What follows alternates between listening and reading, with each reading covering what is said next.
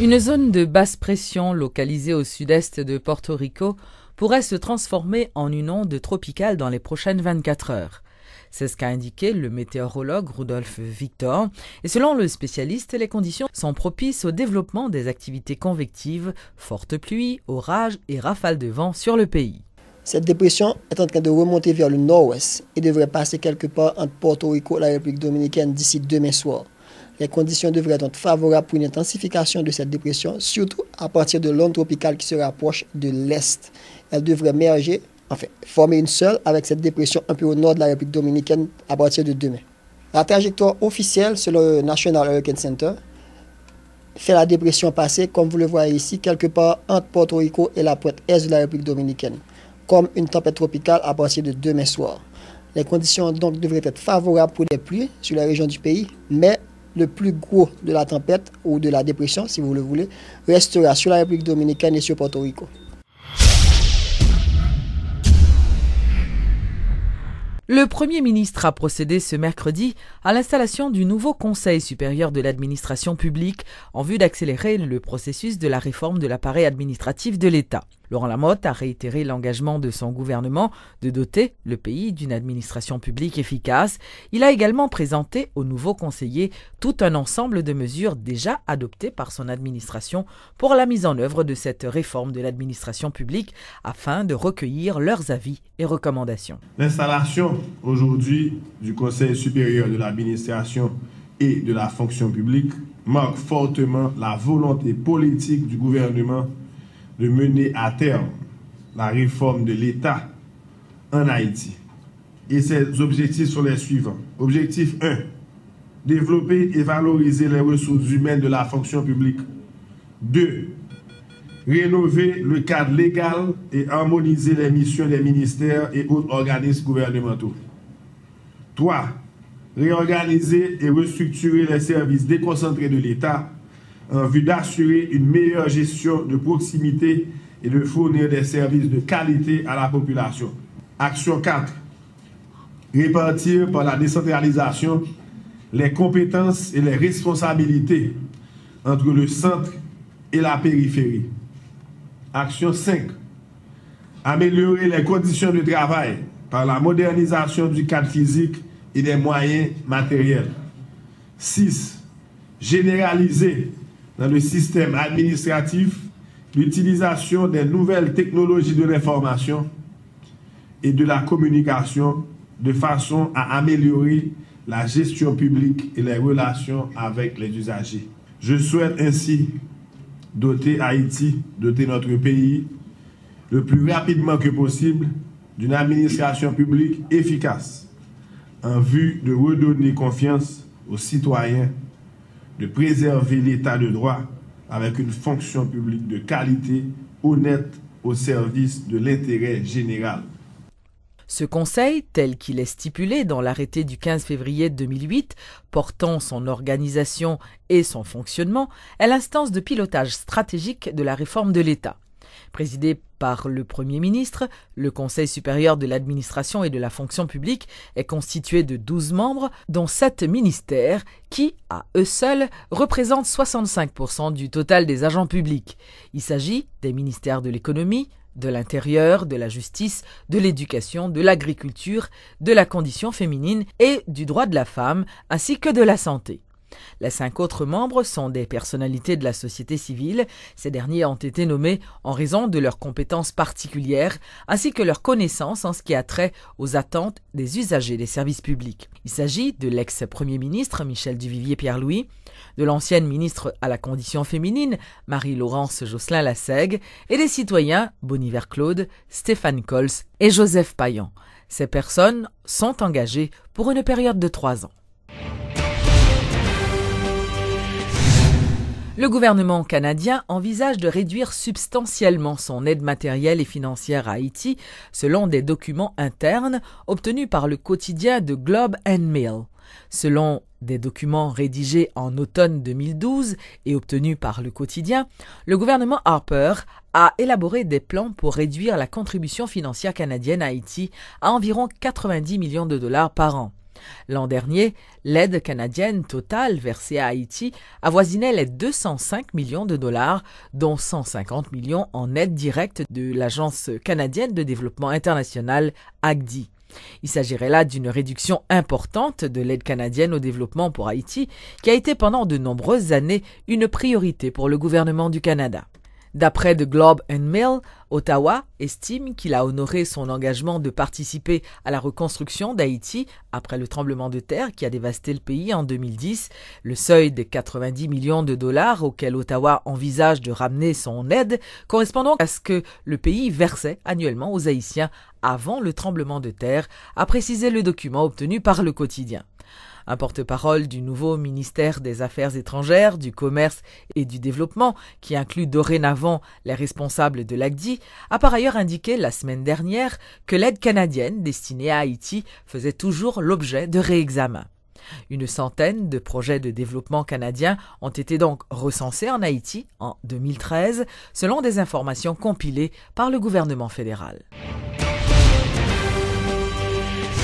La Commission économie et finances du Grand Corps a finalisé son rapport d'analyse du budget 2013-2014.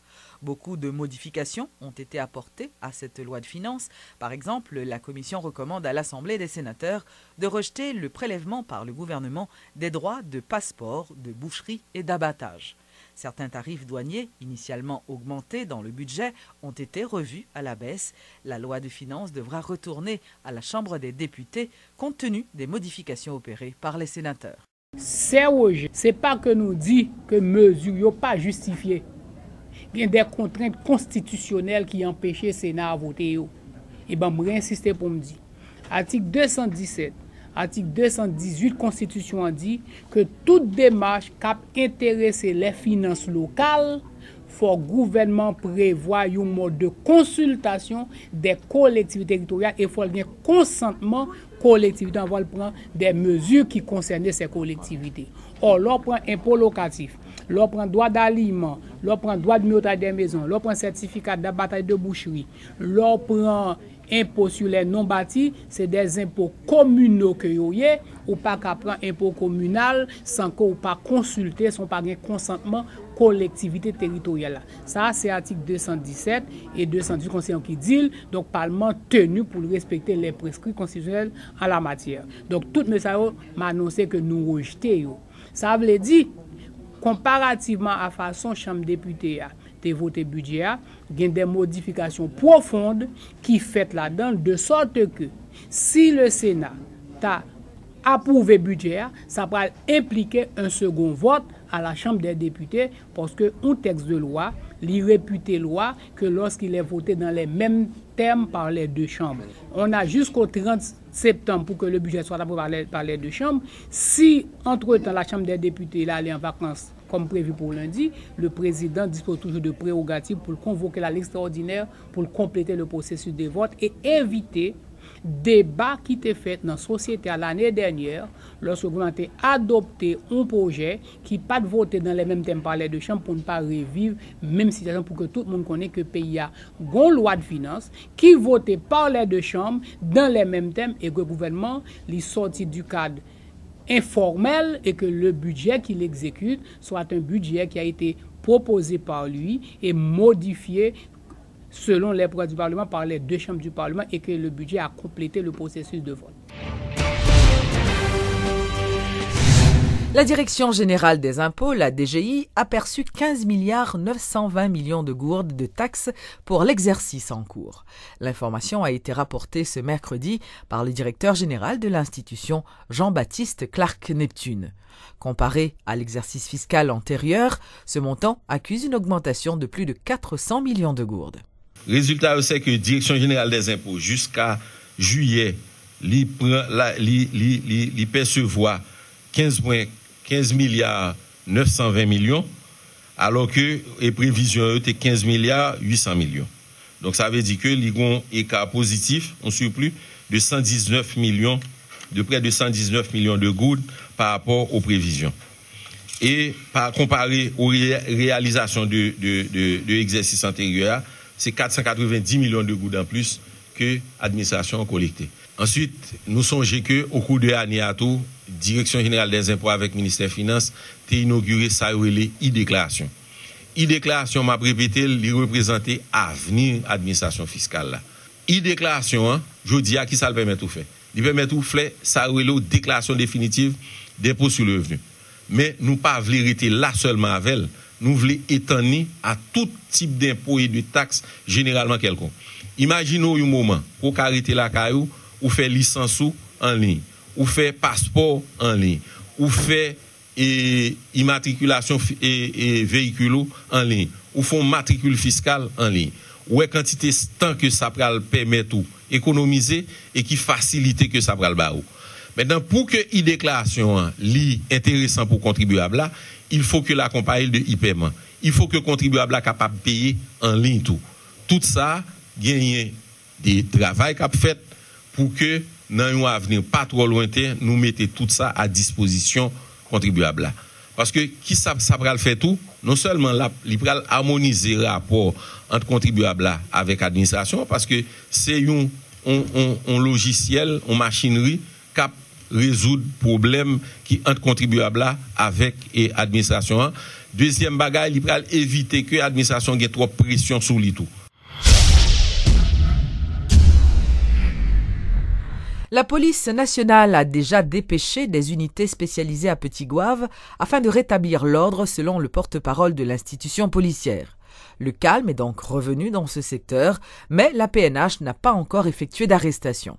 Rappelons qu'une patrouille de police affectée au commissariat de Petit-Goâve a essuyé des tirs dans la localité de Curtis sur la route nationale numéro 2. Ces bandits armés avaient également rançonné plusieurs automobilistes. Bloc localité Curtis avec Mao, notre tronçon sur route nationale là. Sous tronçon ça, il y a un ensemble de monde qui t'a fait. Initialement, c'est un problème d'électricité qui t'est posé, OK? Problème d'électricité à poser, il y a des mesures qui prennent côté que il y a un fil qui commence à passer. Donc, il y a un début de travaux et il y a un début de réponse à la question. Et malgré tout, OK, un groupe d'individus, on va dire, il y a une quinzaine comme ça, mais c'est des gens armés, très dangereux, qui décidaient et pour mettre panique sur route là, OK? Et il y a environ 7 personnes qui sont victimes déjà et il y a n'importe 7 armes à feu que nous avons saisi déjà, OK? Dont il y a 4 c'est armes PNH et la police a un devoir pour récupérer les armes dans la même mesure. Donc réponse là pas traité, pas prendre temps pour arriver, OK? Non seulement il m'a occupé l'espace là, mais nous mettons négio même le que ne pas arrêter là-dedans et il y a des mandats qui émettent contre eux. Mais négio prend contrôle de la situation. C'est jeunes ça que policiers qui déploient occasionné qui va l'expliquer justement que négio décidé de passer à l'affrontement. Là nous avons une logique de rétablissement de l'ordre parce que pas oublier que route nationale a desservi plusieurs autres départements, environ 3 départements. Donc, la police oblige qu'il y ait en permanence pour l'assurer que la zone n'a pas de problème de stériliser et qu'il y a là ouvert des investigations sérieuses qui pour aller chercher les côté et mettre hors d'état de nuire. Le report de la rentrée scolaire cette année encore est essentiellement dû au retard accumulé lors de l'organisation et de la correction des examens nationaux, selon le directeur général adjoint du ministère de l'Éducation. Toutefois, Ecclésiaste Télémaque se veut rassurant, les élèves haïtiens auront durant l'année scolaire 2013-2014 autant de jours de classe que les petits Canadiens. Le directeur général adjoint du ministère de l'Éducation a révélé que la date de la rentrée des classes a été fixée au 1er octobre pour que les responsables d'école ne réclament pas décollage, précisant que septembre n'étant pas entamé, il est donc difficile de réclamer des frais aux parents. Mais je sais qu'il y a certaines écoles qui ont envoyé des correspondances au ministre particulièrement pour nous montrer la nécessité ou bien nous demander l'autorisation pour qu'elles puissent ouvrir les portes de leurs écoles le 9. Mais c'est une décision qui a été prise par l'ensemble du gouvernement. Et selon le Premier ministre, c'est la même date pour toutes les écoles. En ce qui a trait au mois de septembre, on s'est arrangé pour que la rentrée se fasse un mardi 1er octobre. On pourrait dire que la rentrée allait se faire le 30 septembre. Et puisque ce lundi-là sera un 30 septembre, pour ne pas laisser aucune confusion, on s'est arrangé pour que l'école ouvre ses portes le 1er octobre, un mardi. Parce qu'on sait que tout mois commencé est dû. On ne voudrait pas qu'il y ait un jour de classe le 30 septembre pour que les directeurs d'école, les responsables, puissent prétexter que les enfants leur ont été confiés en septembre et que les parents doivent payer. Devaient s'acquitter de ce mois de septembre. On va commencer le 1er octobre, un mardi, et si tout mois commencé est dû, le mois va commencer le 1er octobre.